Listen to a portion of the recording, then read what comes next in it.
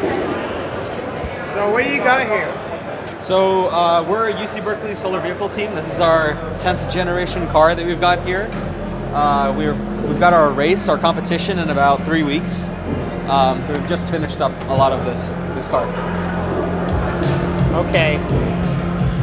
So you in a race car. So what type of races do you guys compete in? Yeah, we've got our track race, the Formula Sun Grand Prix, that we compete in other colleges against. That race is something like we have 3 days of track time, and it's just we start with a full battery. How many laps can we complete in that time? And we've got a cross-country race as well that we go like through 8 or 10 states on the roads. This is a road legal vehicle. So it's a road legal vehicle. Yeah, you get we've got a license plate. So you just so you can try to see how far, how you go to 8 to 10 states or across the country. Yep. Race against the other colleges again. And we've also got a race in Australia occasionally that we go to that's a similar cross-country deal. Okay. Yeah, the one in Australia been like is like the most famous one. Yeah. That's like the first one. Yeah. Yeah, I think. My favorite movie as a kid is Race Against the Sun or whatever it's based in down there. In that race, they did. So you basically, in that race, you just race across the Cannonball Run or something? I think so. I don't totally remember the details. Are you like the first person to do the other side of the country wins? I think so, yeah. Yeah, that's pretty cool. So how many miles a day do you guys go on sunlight? We can hit a break-even speed with like where solar power in equals motor power out at around 30 or 40 miles an hour. So we're usually traveling at about that rate.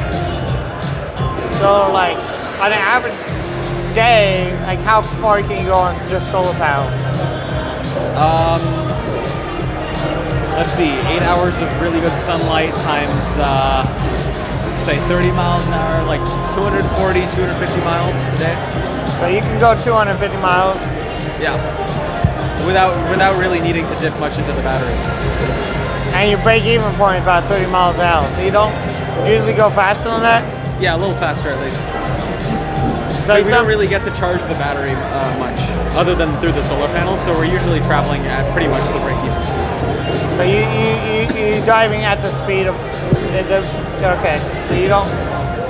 It's not like you stop, wait for the sun to charge, and then go. Or yeah, we just we'll drive while the sun is in a good spot. Then we'll stop when the sun's like low to the horizon and tilt the array so we can charge up the battery for the next morning. Awesome. So these are like flexible solar panels? Each square that we have can take a little bit of bend, so the curvatures on this is not crazy, so we can apply, and none of these are solar panels sort of without the packaging, without the metal frame, without the covering, so they're a little bit flexible. They're very thin. Okay, so they are like what you normally see in like glass solar panels? Yeah, they are essentially the same. They're just without all of the packaging. So they're very delicate. And who makes these solar panels? I'm not totally sure which company we got them from, but it's around 35K worth of cells here. Okay. Since this is sort of our main factor in break even, we spend a lot on these. Okay. And why is this? Is there a size of vehicle, or like it seemed like you could make a longer vehicle? A longer vehicle?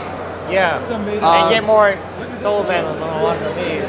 We're constrained by the regulations on what size solar array we can have. So we essentially, I think it's 4 meters square is what we're allowed to have. So we just make the car as long as we need to get those 4 meters in. Oh, okay. Otherwise, we'd make it much smaller, right?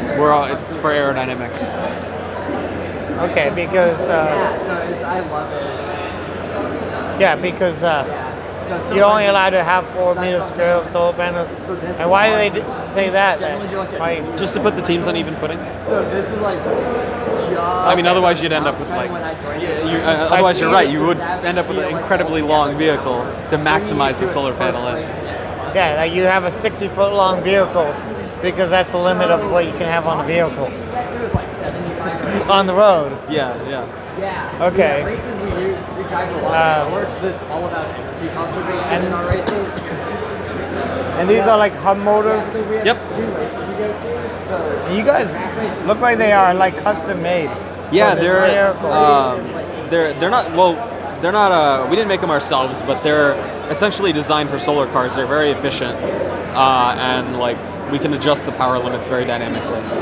Okay, you guys didn't make it yourself, but they No. were like custom made for you guys, or Not for us, but I think these are Mitsuba motors, but they're designed for solar cars. okay. All right, that's awesome.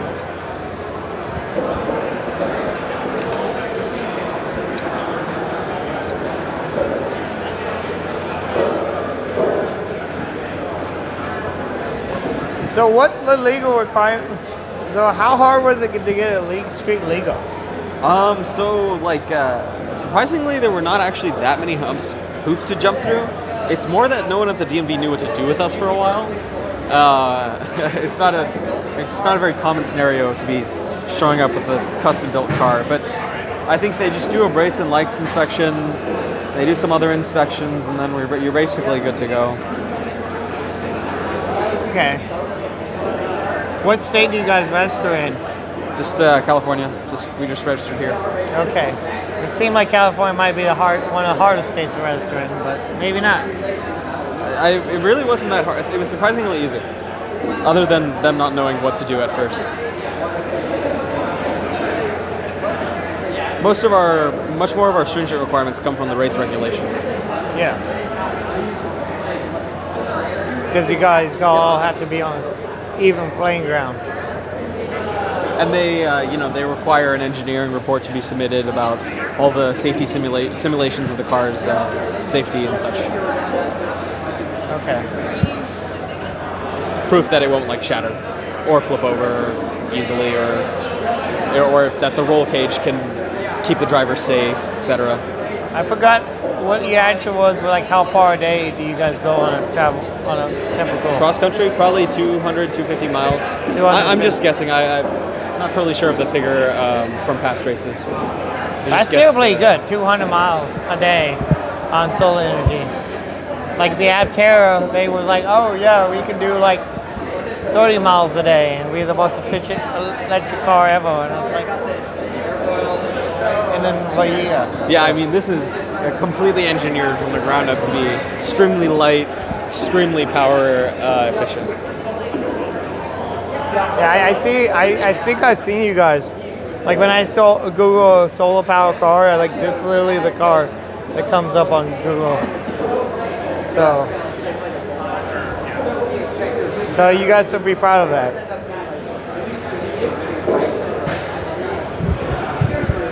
All right, well, thank you.